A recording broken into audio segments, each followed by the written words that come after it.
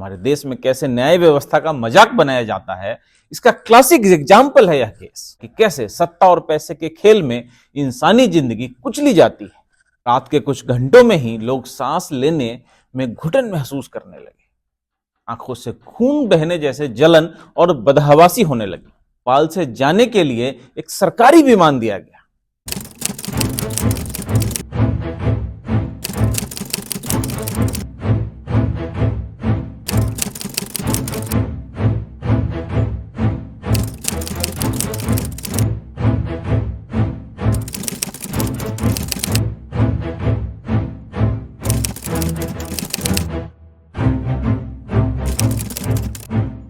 नमस्कार दोस्तों, आप देख रहे हैं थोड़ा भारत थोड़ा इंडिया और मैं हूं आपका दोस्त उज्जवल कुमार।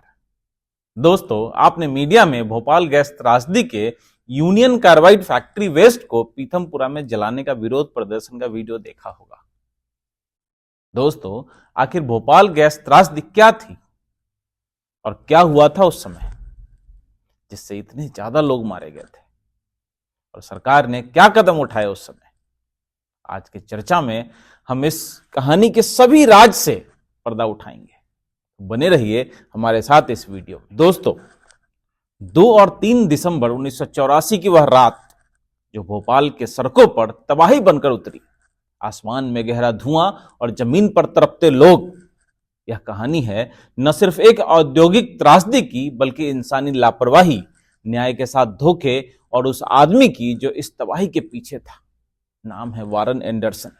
त्रासदी की शुरुआत होती है भोपाल के जेपी नगर इलाके में स्थित यूनियन कार्बाइड के कीटनाशक कारखाने से, जिसे सन 1969 में स्थापित किया गया था। यहां मिथाइल आइसोसाइनाइड नाम के घातक गैस का उपयोग किया जाता था।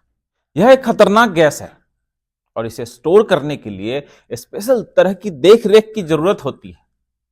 और इस फैक्ट्री में मिथाइल आइसोसाइनाइड को रखने के लिए जरूरी सुरक्षा मानकों की अनदेखी की गई। और 2 दिसंबर 1984 की रात को करीब 12:30 बजे संयंत्र के एक टैंकर से मिथाइल आइसोसाइनाइड गैस के रिसाव का शुरू हुआ। इसके स्टोरेज साइलो के वाल और पाइपलाइन में लीकेज था। दोस्तों, गैस वॉशिंग सिस्टम और फ्लेयर टावर जो गैस के रिसाव को रोक सकते थे, वे खराब पड़े हुए थे। अब 40 टन जहरीला गैस हवा में घुलने लगी थी। उस रात भोपाल के हजारों लोग सो रहे थे जब मौत उनके दरवाजे पर दस्तक दे रही थी। रात के कुछ घंटों में ही लोग सांस लेने में घुटन महसूस करने लगे, आंखों से खून बहने जैसे जलन और बदहवासी होने लगी। बच्चे अपने माता पिता की गोद में दम तोड़ रहे थे और देखते ही देखते सड़कों पर तड़पते लोगों के शव बिखर गए।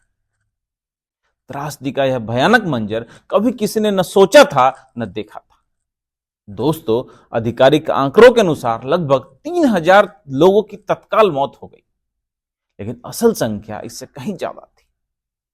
अगले कुछ दिनों में मरने वालों की संख्या 15,000 तक पहुंच गई। दोस्तों, इस त्रासदी के जिम्मेदार एंडरसन की भूमिका और भागने की कहानी भी बहुत रोचक है। यूनियन कार्बाइड कंपनी का चेयरमैन वारेन एंडरसन, जो इस त्रासदी का सबसे बड़ा दोषी ठहराया गया। गैस रिसाव के बाद भारत सरकार ने उसे 7 दिसंबर 1984 को भोपाल से गिरफ्तार कर लिया, लेकिन यह कहानी ने मोड़ लिया। गिरफ्तारी के कुछ घंटों के भीतर ही एंडरसन को जमानत पर रिहा कर दिया गया। उसे भोपाल से जाने के लिए एक सरकारी विमान दिया गया। इसे राजनीतिक और कॉरपोरेट ताकतों का सबसे बड़ा खेल सामने आ गया था। एंडरसन अमेरिका लौट गया और फिर कभी भारत की अदालत में पेश नहीं हुआ। 2004 में भारत ने उसे प्रत्यर्पण के लिए मांग की, लेकिन कोई कार्रवाई नहीं हुई। 2014 में एंडरसन की मृत्यु हो गई, लेकिन उसने कभी न्याय का सामना नहीं किया। दोस्तों, त्रासदी के अन्य पहलू भी बड़े रोचक हैं। हमारे देश में कैसे न्याय व्यवस्था का मजाक बनाया जाता है, इसका क्लासिक एग्जाम्पल है यह केस। 2010 में भोपाल की अदालत ने 8 भारतीय कर्मचारियों को 2 साल की सजा सुनाई, लेकिन कोई भी बड़ी सजा नहीं हुई। यूनियन कार्बाइड के पीड़ितों को 36 अरब रुपए का मुआवजा दिया गया, जो प्रभावित लोगों के लिए बहुत कम था। बात करें पीड़ितों की स्थिति की, तो आज भी हजारों लोग जहरीले गैस से प्रभावित हैं। आज भी कई बच्चे जन्म से ही विकलांग पैदा हो रहे हैं और पर्यावरण पर भी इसका गहरा दुष्प्रभाव पड़ा है। संयंत्र का क्षेत्र आज भी जहरीला है। आसपास के पानी और मिट्टी में जहर घुला हुआ है। इस त्रासदी से भी शायद हम सबको कुछ सबक ना मिला, क्योंकि उसी यूनियन कार्बाइड के जहरीले कचरे को जलाने की बात हम पीथमपुरा में कर रहे हैं।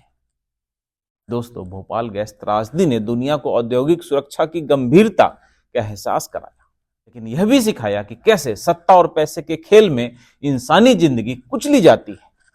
भोपाल गैस त्रासदी सिर्फ एक औद्योगिक दुर्घटना नहीं थी, यह मानवता पर एक गहरा धब्बा है जिसने लाखों जिंदगियों को तबाह कर दिया। वारेन एंडरसन भले ही बच गया हो, लेकिन भोपाल के लोग आज भी उस रात के जहर के साथ जीने के लिए मजबूर हैं।